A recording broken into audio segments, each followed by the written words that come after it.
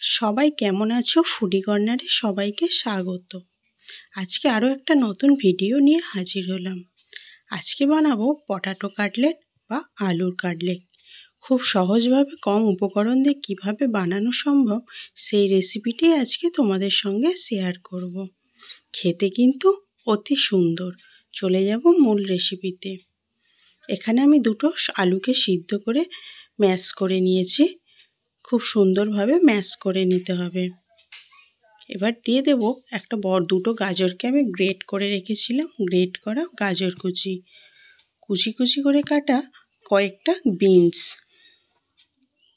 একটা বড় সাইজের পেঁয়াজকে ঠিক এইভাবে কুচি করে কেটে নিলাম। একটা দিলাম লঙ্কা কুচি, আর পরিমাণ মতো দিয়ে দেব কিছুটা ধনেপাতা কুচি। দিয়ে দেব হাফ চামচের মতো নুন, হাফ চামচ ভাজা জিরে গুঁড়া দিয়ে দিলাম, আর যেটা লাগবে হাফ চামচ গোলমরিচ গুঁড়ো। সঙ্গে দিয়ে দিলাম 1 চামচের মতো মেয়োনিজ,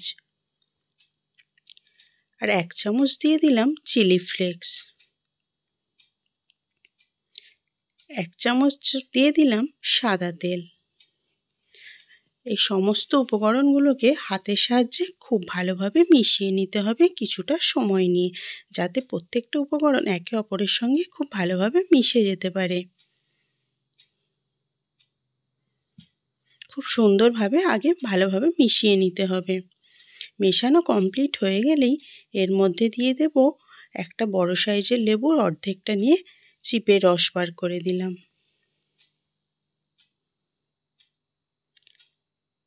লেবুর রসটা দেবার পরও আবারও খুব ভালোভাবে মিশিয়ে নিতে হবে।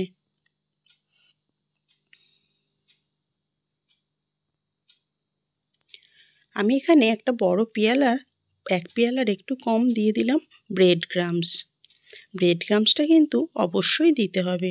তোমরা যদি চাও তাহলে পাউরুটিকেও জলের মধ্যে ডুবিয়ে নরম করে এর মধ্যে দিতে পারো, যাতে একটা সুন্দর বাইন্ডিং তৈরি হয়। দেখো খুব সুন্দর একটা বাইন্ডিং তৈরি হয়ে গেছে।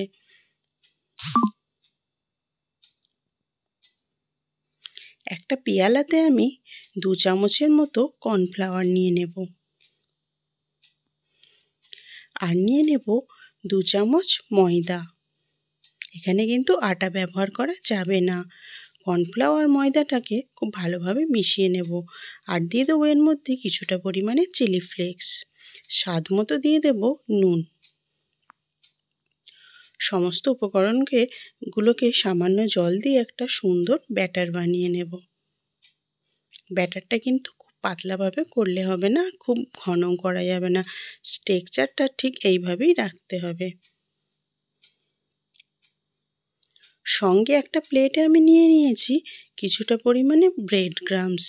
কাটলেট বানানোর জন্য কিন্তু এটা অবশ্যই প্রয়োজন।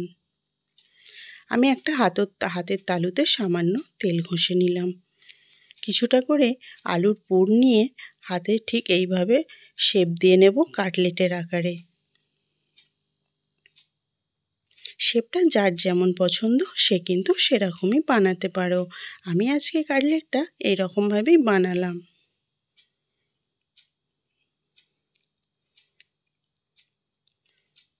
কাটলেট কিন্তু একটু চৌকো টাইপের বানালে দেখতে বেশি ভালো লাগে।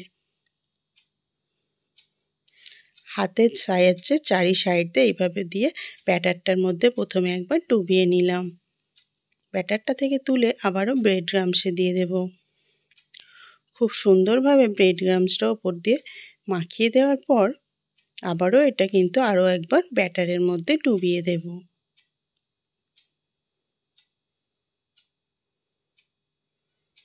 আস্তে আস্তে ব্যাটারের মধ্যে পুরোটা ডুবিয়ে দিয়ে আবারও কিন্তু একবার ব্রেড ক্রাম্বসে দেবো, যাতে কাটলেটটা খেতে কিন্তু খুব ভালো লাগে।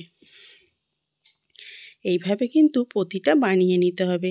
আর কাটলেট বানানোর সময় সেটা চিকেন কাটলেট হোক আর ফিশ কাটলেট হোক, এই প্রসেসটা কিন্তু করতেই হয়। এইভাবে প্রত্যেকটা প্লেটে আমি বানিয়ে নেব। দেখো আমার কিন্তু সবগুলো বানানো হয়ে গেছে, আর দেখতে কত সুন্দর হয়েছে তোমরা অবশ্যই আমাকে বলো। চলে যাব এবার এগুলো ভাজার জন্য। কড়াইতে পরিমাণ মতো তেল গরম করতে দিয়ে দিয়েছি। তেলটা খুব হাই হিটে গরম করব না, হালকা গরম করে নিয়ে এর মধ্যে আস্তে আস্তে ছেড়ে দেব কাটলেটগুলো। কাটলেটগুলো দিয়ে কিন্তু অনবরত উল্টানো যাবে না। একটা সাইড লাল হয়ে গেলে তবেই কিন্তু ওপর সাইডটা উল্টে দিতে হবে। দেখো আমি একবার উল্টে দিয়েছি, দেখতে কেমন হয়েছে দেখো। এরকম উল্টে পাল্টে লাল করে ভেজে নিতে হবে। ঠিক কাটলেট দেখতে যেমন হয় সেরকমই কিন্তু দেখতে লাগবে, মনে হবে না এটা আলুর কাটলেট। উল্টে পাল্টে লাল লাল করে আমার পুরো ভাজা হয়ে গেছে। আর একচোটে কিন্তু তেলের মধ্যে অনেকগুলো দিতে যাবে না, তাহলে কিন্তু উল্টাতে গেলে ভেঙে যেতে পারে। এগুলো আমি একটা স্ট্রেনারের সাহায্যে তুলে নেব। এইভাবেই আমি সবগুলো কাটলেট বানাতে থাকবো। গরম খেতে সসে ডুবিয়ে খেতে কিন্তু খুব ভালো লাগে। একটা প্লেটে আমি সার্ভ করে নেব সুন্দরভাবে, তার জন্য কিছুটা ডেকোরেশন করে নিলাম শসা দিয়ে। শসা দিয়ে ডেকোরেশন করার পর কাটলেটগুলো এর মধ্যে সুন্দরভাবে সাজিয়ে দিলাম। কোনো গেস্ট বা মেহমানকে যদি এরকম একটা প্লেট সাজিয়ে দেওয়া যায় তাহলে কিন্তু সে নিমেষেই সব শেষ করে ফেলে। আর এটা খেতে কিন্তু অসাধারণ, খুবই টেস্টি। তোমরা কিন্তু বাড়িতে অবশ্যই একবার বানিয়ে দেখতে পারো।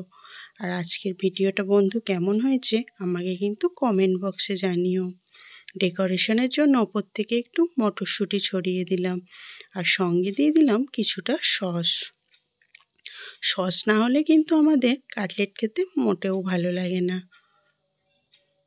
দেখতে কতটা সুন্দর হয়েছে তা তোমরা, আর কতটা ক্রিস্পি হয়েছে সেটা তোমাদের এইভাবে বুঝিয়ে দিলাম। ভিডিওটা যদি ভালো লেগে থাকে বন্ধুরা তাহলে কিন্তু চ্যানেলটিকে সাবস্ক্রাইব করে দিও। আল্লাহ হাফেজ।